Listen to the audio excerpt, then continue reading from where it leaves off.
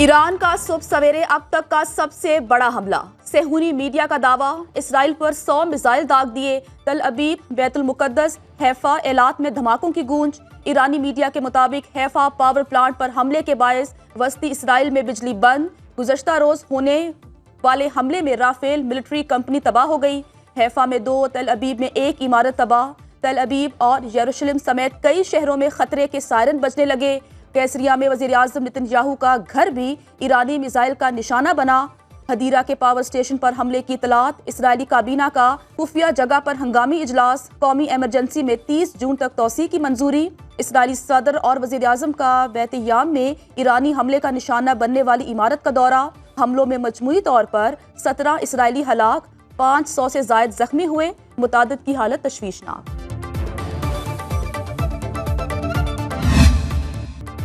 Israel का Iran की फर्दू जौहरी तनसीब पर फ़ज़ाई हमला। ईरानी सूबे कुम में फर्दू जौहरी तनसीब के करीब 2.5 शिद्दत ज़लज़ले के झटके। ईरानी वज़ारत सेहत के मुताबिक इसराइली हमलों में शहादतों की तादाद 224 हो गई। 90% आम शहरी शामिल। ईरान के वज़ीर सेहत मोहम्मद रज़ा ज़फ़र का कहना है शुहदा में ज़्यादातर ख़वातीन और बच्चे शामिल हैं। मारूफ ईरानी मुसव्विरा मंसूरा अली खान भी शहीद हो गई। तेहरान के कई रिहायशी इलाकों में पानी की पाइपलाइन्स फट गईं। सड़कें ज़ेर-ए-आब। मेट्रो स्टेशन पनागाहों में तब्दील। 24 घंटे खुले रखने का हुक्म। ईरानी मीडिया का कहना है कि इसराइल ने अस्फ़हान में ड्रोन फैक्ट्री को निशाना बनाया। मशहद एयरपोर्ट पर हमले में फ्यूलिंग जहाज में आग भड़क उठी। इसराइली फोर्सेस का ईरानी वज़ारत दिफा के हेडक्वार्टर को निशाना बनाने का दावा। ईरान और इसराइल का एक दूसरे के 2 जासूस पकड़ने का भी दावा।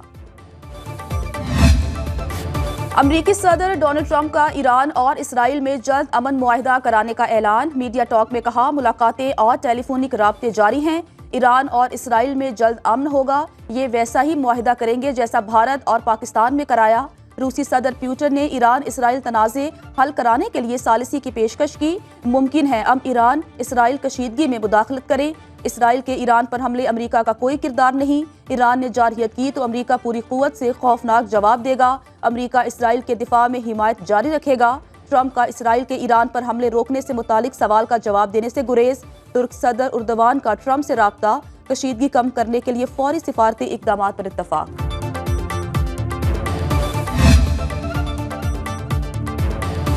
ईरान का इसराइली हमलों के दौरान जंग बंदी मुज़ाकरात से इनकार। ईरानी मीडिया के मुताबिक ईरान का सालिस कतर और ओमान के सामने 2 टोक मौक़िफ़। ईरान का आज दोपहर तक फ़ज़ाई हुदूद बंद करने का फैसला।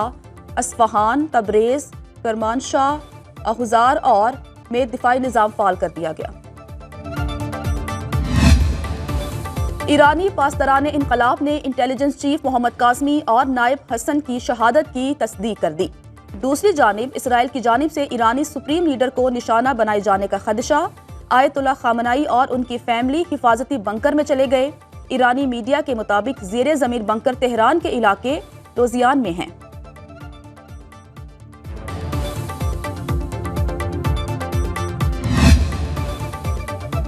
इसराइल साजिशों से बाज न आया। ईरानी सुप्रीम लीडर को कत्ल करने का इसराइली मंसूबा बेनकाब। अमेरिका ने इसराइल के साजिशी मंसूबे की मुखालफत की। अमेरिकी इंतजामिया के 2 एहलकारों ने रॉयटर्स से गुफ्तगू में इंकशाफ किया कि इसराइल आयतुल्ला खामनाई को कत्ल करना चाहता था।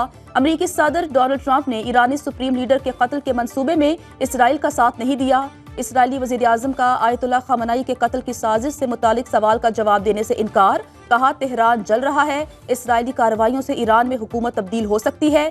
बरतानवी अखबार के मुताबिक इसराइल ने ईरान के साथ सालिसी के लिए मगरबी ममालिक से मदद मांग ली।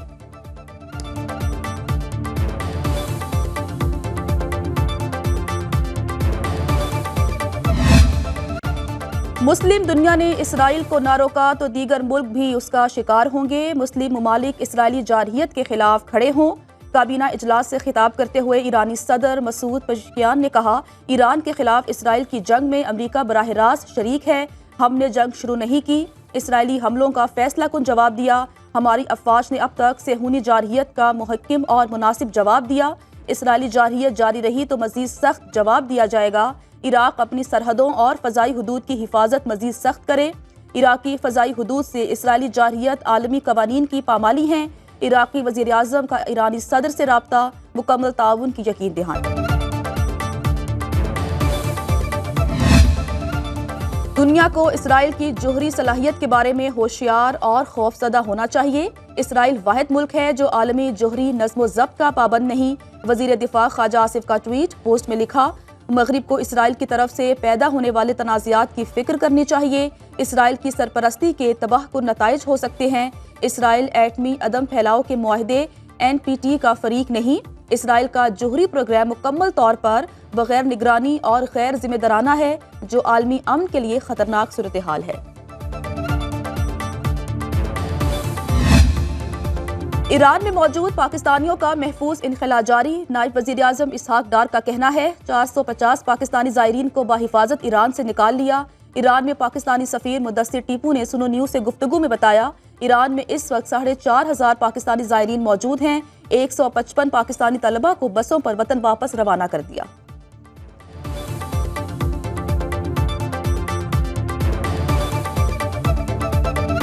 اس وقت تقریباً 4,000 کے قریب زائرین ایران میں ہیں۔ کل 450 زائرین واپس آئے۔ تقریباً اس وقت 600 اسٹوڈنٹس ہیں جن کو ہم بھیجنا چاہ رہے ہیں، تو وہ ہم ڈفرینٹ مراحل میں ان کو آہستہ آہستہ جتنی جلدی ہو سکے گا ہم ان کو بھجوا دیں گے۔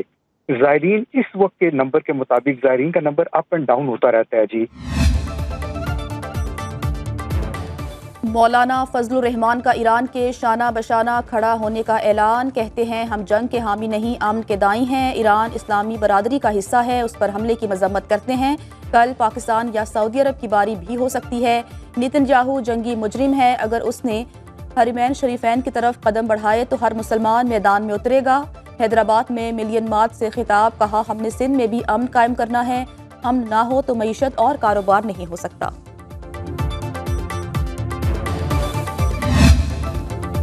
بھارت کی جانب سے پانی روکنا جوہری جنگ کا باعث بن سکتا ہے، اسے یہ فیصلہ واپس لینا ہوگا۔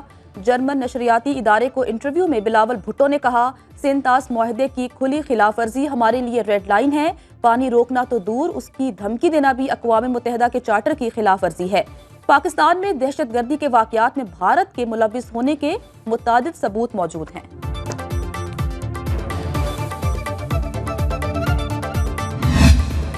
پنجاب کا آئندہ مالی سال کے لیے 6,500 ارب روپے کا بجٹ آج پیش ہوگا۔ صوبائی وزیر خزانہ مشتبہ شجاع بجٹ پیش کریں گے، کہتے ہیں کوئی نیا ٹیکس نہیں لگائیں گے، تعلیم، صحت اور سماجی تحفظ کے کامیاب منصوبے جاری رکھیں گے۔ ذرائع محکمہ خزانہ کے مطابق NFC ایوارڈ کے تحت پنجاب کو وفاق سے 40 خرب 74 ارب 80 لاکھ روپے ملیں گے۔ ترقیاتی اسکیموں کی مد میں 1,202 ارب رکھنے کی تجویز۔ وزیر اعلیٰ پنجاب مریم نواز کی زیر صدارت اجلاس میں بجٹ کی منظوری دی جائے گی۔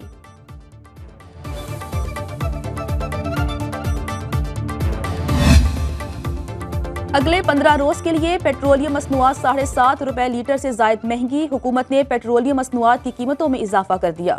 پیٹرول 4 روپے 80 پیسے فی لیٹر مہنگا، پیٹرول کی نئی قیمت 258 روپے 43 پیسے مقرر۔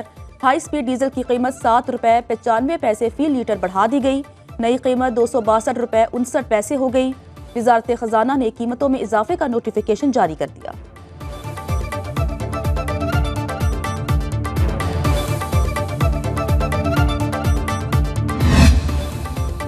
لاہور سے وزیر آباد براستہ نارووال سیالکوٹ ایکسپریس کو بحال کر دیا۔ Train 5 economy class coaches 1 TL1 1 break 1 پر مشتمل۔ CEO پاکستان ریلوے کا کہنا ہے پہلے مرحلے میں سروس وزیر آباد تک بحال کی گئی، مزید 10 سے 12 ٹرینیں بھی دوبارہ چلائی جائیں گی۔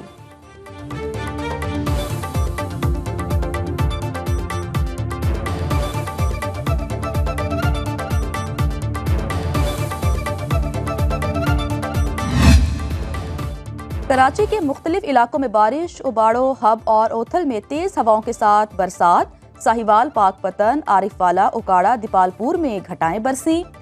پتوں کی پیر محل، 18 ہزاری، سمندری، شورکوٹ میں برسات، فورٹ عباس، بہاڑی، میلسی، میاں چنو میں تیز بارش، سخی سرور اور علی پور میں بادل برسے۔ چشتیہ میں آسمانی بجلی گرنے سے ایک شخص جاں بحق، کھڈیا میں چھت زمین بوس ہونے سے 4 افراد زخمی۔